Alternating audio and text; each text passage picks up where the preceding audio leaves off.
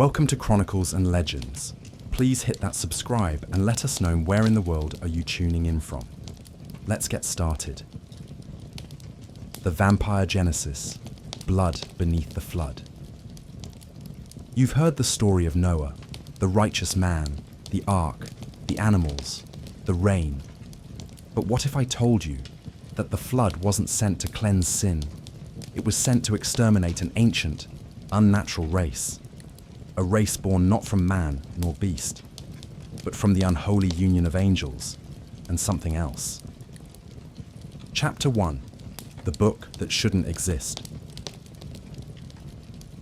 Our journey begins with a book that the church buried, that modern Bibles deny. The Book of Enoch, written millennia ago, attributed to the great-grandfather of Noah himself, a man who, according to scripture, never died. He was taken directly into heaven, and what he saw, what he recorded, terrified even the most powerful priests of history. The Book of Enoch tells of the Watchers, angels sent to watch over mankind, but they did more than watch. They fell, they lusted, and they broke divine law. And they took them wives, each choosing for himself, and they began to go in unto them, and to defile themselves with them. Book of Enoch, chapter 7. From these unholy couplings came the Nephilim. Giants, yes, but more than that. Beings, part divine, part mortal, creatures with power beyond comprehension, and appetites far darker than men could fathom. But there was another union spoken of in lost scrolls, a union not between the Watchers and mortal women, but between one Watcher and her, Lilith, the first woman, the mother of monsters. Long before Eve, before the rib, there was Lilith, Adam's first wife, cast out for refusing to submit. She fled Eden, not in shame, but in rebellion. And there, in the wilderness of Nod, she found a companion, one of the fallen, a Watcher, cast from heaven. From their union, it is whispered, came a new race entirely, neither giant nor god, not of earth nor heaven, a race with no hunger for food, but an unquenchable thirst for blood. The first vampire was not born in shadow, but under the Watcher's burning gaze. The Nephilim and their blood-born offspring rose quickly. They taught men forbidden knowledge, astronomy, metallurgy, root magic, sorcery, and warcraft. They built cities that scraped the skies, altars soaked in blood, and empires that made gods jealous. They taught them charms and enchantments, and the cutting of roots, and made them acquainted with plants. Book of Enoch, chapter 7. And they drank of the blood of men. But God was not blind. He saw what had become of his creation. Mankind, now corrupted by angelic seed and vampire blood, no longer made sacrifices upon his altars. The blood was not his, it was theirs. God did not merely weep, he resolved to erase, to burn the world clean with water, to annihilate the Nephilim, destroy the Watchers, and drown the vampire seed beneath the waves. But heaven hesitated. Among the filth of a dying world, one pure bloodline remained. Noah.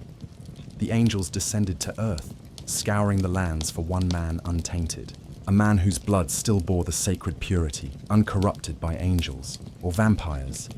Noah was chosen, his family preserved, the ark constructed. But even God's plan can be subverted.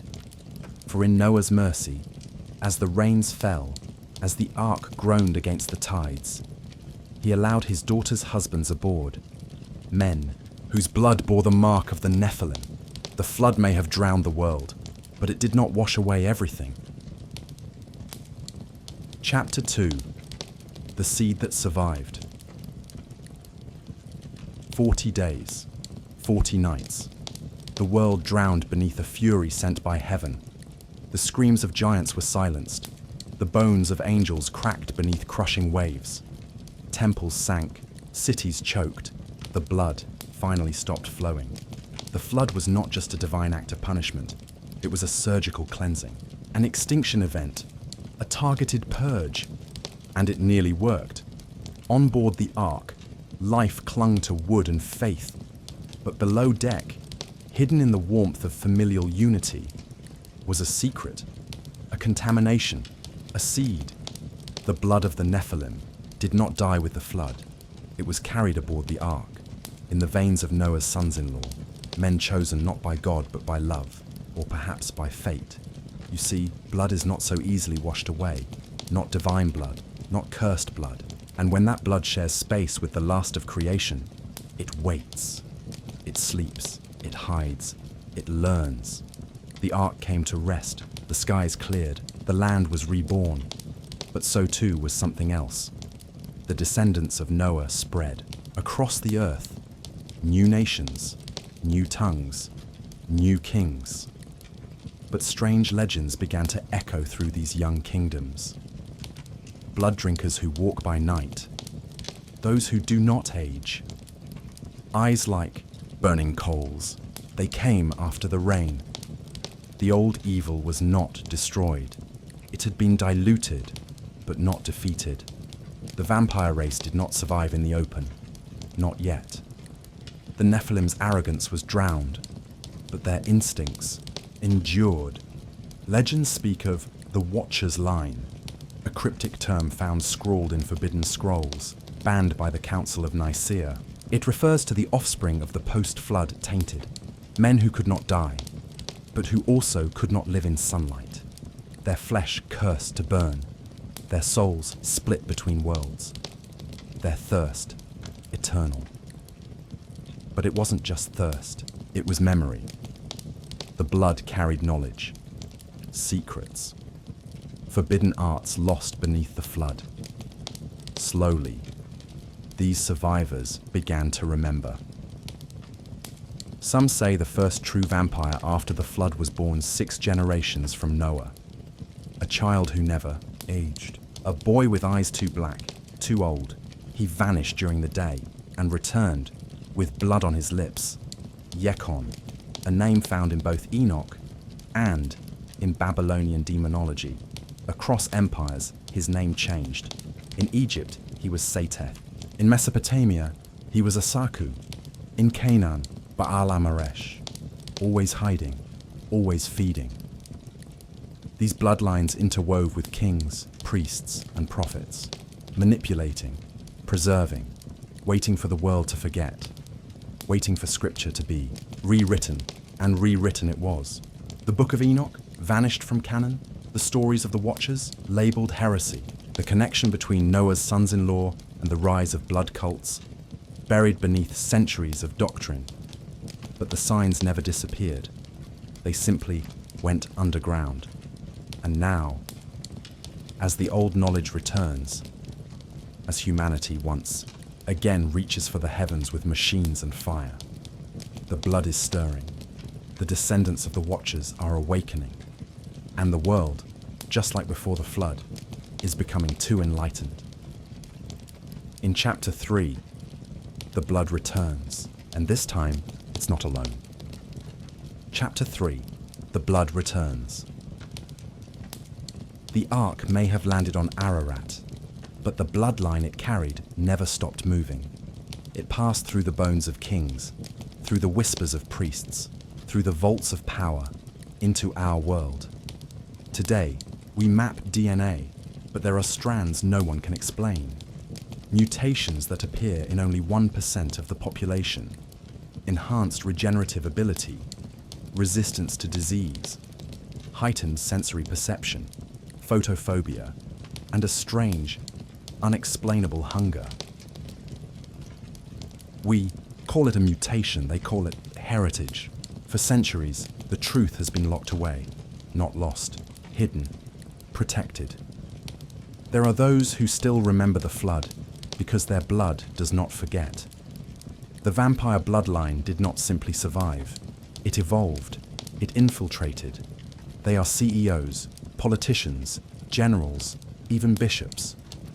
They speak of the reign before reign, a prophecy that when mankind again attempts to challenge the heavens, their rule shall return. History repeats. mankind is once again piercing the firmament, and the Watcher's descendants are stirring. They move in shadows, not out of weakness, but strategy. Why rule openly when the herd kneels better in fear? They don't call themselves vampires. That's folklore. That's the distraction. They call themselves Sanguis Dei, blood of God, and they believe Noah failed. Failed to wipe them out, failed to obey completely, and that's why they still survive.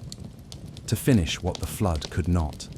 In 2014, a team of archaeologists excavated a sealed tomb in the mountains of Iran. Inside were skeletal remains, humanoid, but wrong.